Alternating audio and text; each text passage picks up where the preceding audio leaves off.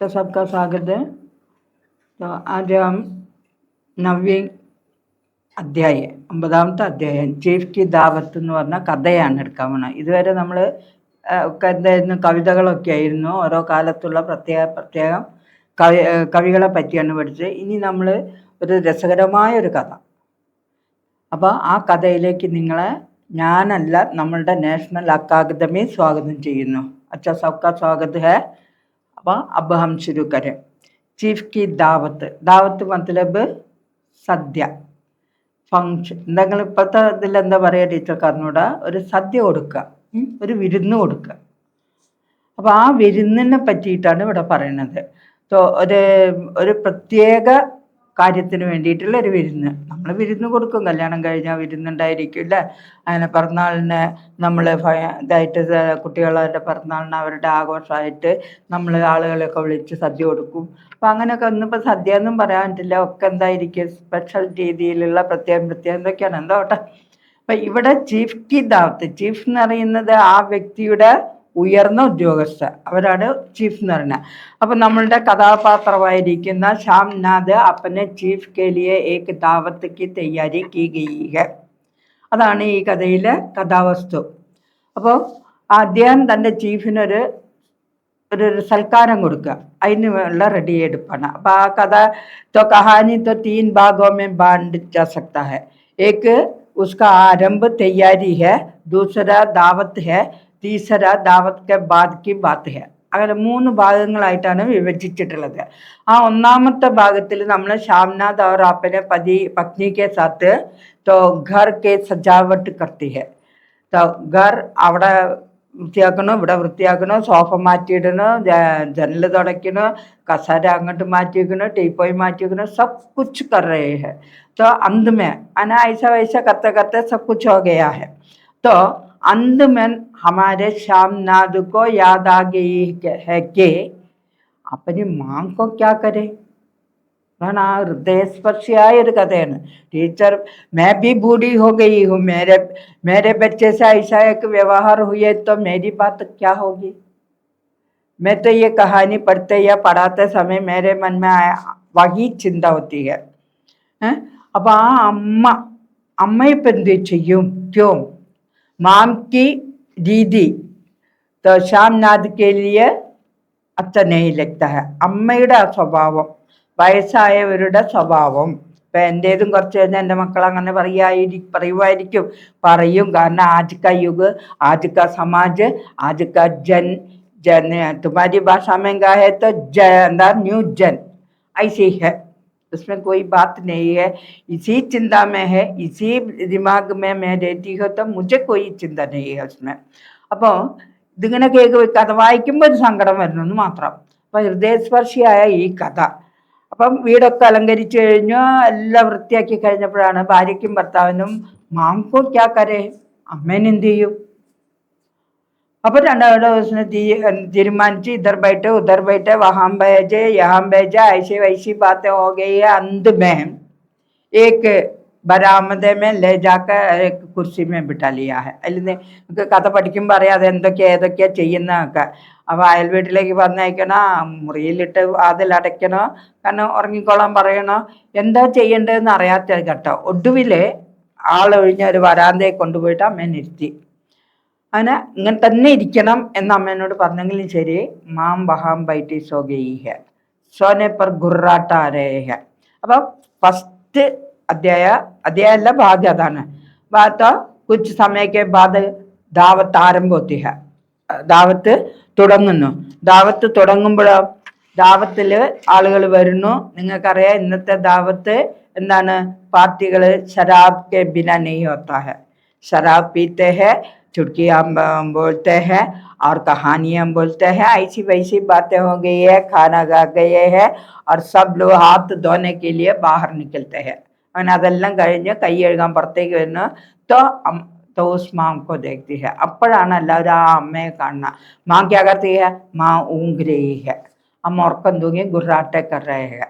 तो सब ने आ गया और हमारे चीफ ने उसे अभिवादन किया है, लेकिन माँ घबरा गई है. അമ്മ എല്ലാരും കൂടെ അങ്ങോട്ട് കണ്ടേൽ അമ്മ പെട്ടെന്ന് ഉറക്കത്തിൽ നിന്ന് എഴുന്നേറ്റ് മാം घबरा गई है तो उसे तो उसका प्रत्युत्तर नहीं दे सकते हैं. അതായത് ചീഫ് അഭിവാദനം ചെയ്തെങ്കിലും ശരി അമ്മയ്ക്ക് അത് തിരിച്ചു കൊടുക്കാറില്ല. അപ്പം तो शामनाथ तो ठानते हैं और क्यों नहीं देते हैं, ऐसी वैसी बातें कहते हैं, वहाँ भी कुछ बातें होती है, ये सब पढ़ते समय हमें मालूम हो जाएगी. അങ്ങനെ അത് കഴിഞ്ഞിട്ട് അമ്മേനെ കൊണ്ട് പാട്ട് പാടിക്കുന്നു. രസകരമായി കുറച്ച് സംസാരങ്ങളൊക്കെ കഴിഞ്ഞ് കൈ കഴുകി എല്ലാവരും സന്തുഷ്ടരായിട്ട് പാർട്ടി പിരിഞ്ഞു പോകുന്നു. പാർട്ടി പിരിഞ്ഞു പോയതിന് ശേഷം മൂന്നാമത്തെ ഭാഗമാണ്. അങ്ങനെ അമ്മയ്ക്ക് ആ ഫുൽക്കാരി കാണിച്ചു കൊടുക്കുന്നുണ്ടൊക്കെ ഉണ്ട്. ആ ഫുൽക്കാരി കാണിച്ചു കൊടുത്തു കഴിഞ്ഞിട്ട് എന്താണ് ഒന്ന് അതേപോലെ ശ്യാംനാഥ് से कहता है कि माम से मुझे भी एक बना देना चाहिए എന്ന്. എനിക്കും ഇതുപോലത്തെ ഫുൽക്കാരി അമ്മയെ കൊണ്ട് ഉണ്ടായിച്ചു തരണം എന്നൊക്കെ പറഞ്ഞില്ലേ. അപ്പൊ ശ്യാംനാഥ് ഒക്കെ പറയണു. കാരണം എന്താ, അങ്ങനെ കൊടുത്ത് സന്തോഷിപ്പിച്ചാലെങ്കിൽ എനിക്ക് മുझे തർക്കിമില്ല ചാഹിയെ, എനിക്ക് അതായത് പ്രമോഷൻ കിട്ടണം. ആ പ്രമോഷൻ കിട്ടാനുള്ള സ്വാർത്ഥ മനോഗതി കൊണ്ടിട്ടാണ് ഇതെല്ലാം ചെയ്യുന്നത്. അപ്പൊ അങ്ങനെ ശരി ഓക്കെ പറഞ്ഞിട്ട് പോയി. അങ്ങനെ എല്ലാവരും പോയി കഴിഞ്ഞാൽ അമ്മ പാട്ട് പാടിയപ്പോഴൊക്കെ ചീഫ് വളരെ സന്തുഷ്ടനായി. അപ്പൊ അതൊക്കെ ശ്യാംനാഥിന് വളരെ ഇഷ്ടമായി. ഒടുവിൽ മൂന്നാമത്തെ ഭാഗത്തിലാണ് എല്ലാവരും പോയി കഴിഞ്ഞപ്പം മകൻ ഓടി വരുന്നു, അമ്മയെ കാണുന്നു, അമ്മേനെ ആശ്ലേഷിക്കുന്നു. ആശ്ലേഷിച്ചു കഴിഞ്ഞപ്പോൾ അമ്മയ്ക്ക് ഭയമായി. ഇനിയും ഞാൻ വല്ല തെറ്റും ചെയ്ത് ആ വായിൽ തട്ടി വിളിക്കുമ്പോഴൊക്കെ ചെയ്തു എന്നുള്ള വേജാറിൽ അമ്മ എണീക്കുന്നു. അമ്മ എണീറ്റിട്ട് അപ്പൊ പറഞ്ഞു അമ്മ പാട്ട് പാടിയതൊക്കെ സന്തോഷമായി എന്നൊക്കെ പറയണം. അപ്പൊ അമ്മ പറഞ്ഞു മോനെ എന്നെ ഹരിദ്വാർ പറഞ്ഞയക്കി, ഞാൻ അവിടെ പോയി ജീവിച്ചോളാം അറിയാം. അപ്പൊ ഉടനെ അവൻ ചോദിക്കും അപ്പൊ എനിക്ക് ഫുൽക്കാരി ആരുണ്ടാക്കി തരുന്നു. അപ്പൊ അമ്മയ്ക്ക് വയ്യ, അമ്മയുടെ കണ്ണിന് കാഴ്ച കുറവാന്നൊക്കെ പറഞ്ഞ് പല പറഞ്ഞ് ഒഴിവാകുന്നുണ്ട്. പലതും പറഞ്ഞ് ഒഴിവായാലും ശരി അമ്മയ്ക്ക് മകൻ്റെതായിട്ടുള്ള ആ ദുർവ്യവഹാരം, ചീത്ത കുറെ പെരുമാറ്റമൊക്കെ ഉണ്ടായില്ല. ആ അമ്മയുടെ ആ ഒളിപ്പിച്ചിരുത്താനുള്ള ആ വർത്തമാനങ്ങളൊക്കെ കേൾക്കുമ്പോൾ ഏതാളുടെ മനസ്സും പടയും. അങ്ങനെയൊക്കെ ആയിരുന്നപ്പോൾ അമ്മ ഇനി ഇവിടെ വേണ്ട, ഹരിദ്വാറിൽ പറഞ്ഞു വിട്ടേക്ക്, ഞാൻ അവിടെ ജീവിച്ചോളാന്ന് പറഞ്ഞു. അപ്പൊ ആ ജീവിച്ചോളാന്ന് പറഞ്ഞപ്പോഴും മകൻ വിടണില്ല. അമ്മ പോയാൽ എനിക്ക് ഫുൽക്കാരി ആരുണ്ടായിത്തരാം. അപ്പോഴും ആ മകന്റെ ആ കാര്യസാധ്യം മാത്രമേ അവിടെ ഉള്ളൂ. അമ്മ പോണ്ട, അമ്മ ഞങ്ങളെ കൂടെ ജീവിച്ചോളൂ എന്നല്ല പറയണത്. അമ്മ പോയ ഫുൽക്കാരി ഉണ്ടാക്കി ആരാ കൊടുക്കാറുണ്ട്. അപ്പോൾ അത് പറഞ്ഞു കഴിഞ്ഞിട്ട് അമ്മ ഇങ്ങനെ നോക്കിയപ്പോഴെന്ത് പറയണു, തോ മേരി തർക്കിക്ക് ബാത്ത് യാദ് തന്നെ, എൻ്റെ പ്രൊമോഷന്റെ കാര്യം അമ്മയ്ക്ക് ഓർമ്മയില്ലേ? ആ തർക്കാരി കൊണ്ട് കൊടുത്തെങ്കിലല്ലേ ചീഫ് ഗുസ്സ ഹോ ജായെങ്കിൽ. तो तरकारी कौन बनाएगा, मेरी तरकी कैसी होगी. ये सुनते ही माम का मन बदल गया. ആ അമ്മയുടെ മനസ്സ് മാറി. അതാണ് അമ്മമാര്. समझा, तुम भी भविष्य में माम पिता सब कुछ होने वाले हैं और अब भी है, मुझे मालूम नहीं है. ഇപ്പോഴും നിങ്ങൾ അമ്മയും അച്ഛനൊക്കെ ആയിരിക്കും, അല്ലാന്ന് ഞാൻ പറയില്ല. നിങ്ങൾ നിങ്ങളെ മക്കളെ കൊഞ്ചിച്ച് വളർത്തുന്നുണ്ടായിരിക്കും, ഒക്കെ ഉണ്ടായിരിക്കും. അതേപോലെ ഒരു കാലത്ത് ഞാൻ മീൻസ് നിങ്ങളുടെ അമ്മമാരും അച്ഛന്മാരും ചെയ്തു വന്നതാണ്.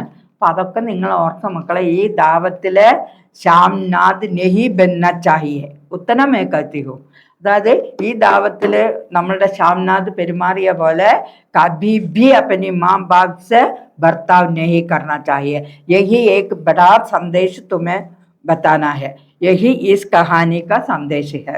तो നമ്മൾ अपने स्वार्थ लाभ के लिए जो कुछ करना है ये कुछ करते हैं, ऐसी बात नहीं है. जो कुछ करना है करो, लेकिन इस तरह की माँ बाप का निंदा करना अच्छा नहीं है. यही संदेश हमें इस कहानी से मिलते हैं और उसका पालन सब लोग, वो तो मेरी एक विनती है तुम लोगों से, अब नहीं करना चाहिए. तो ना कहती हूँ यही है इस दावत, चीफ की दावत नामक कहानी का कथा वस्तु. ये पढ़ कर देखना, अच्छी कहानी है. आइए हमारे साथ मिलिए और हम मतलब नेशनल अकादमी तुम्हारी मदद करने के लिए सदा तैयार है. समझा, तो जल्दी आओ और हमारे साथ मिलिए. और तुम हिंदी राष्ट्रभाषा है, हिंदी पढ़ने से कोई दोष नहीं मिलेगा. आइए हिंदी पढ़िए और तुम्हारा जिंदगी का भविष्य सफल बनाए. अच्छा, तो सबको धन्यवाद, नमस्कार.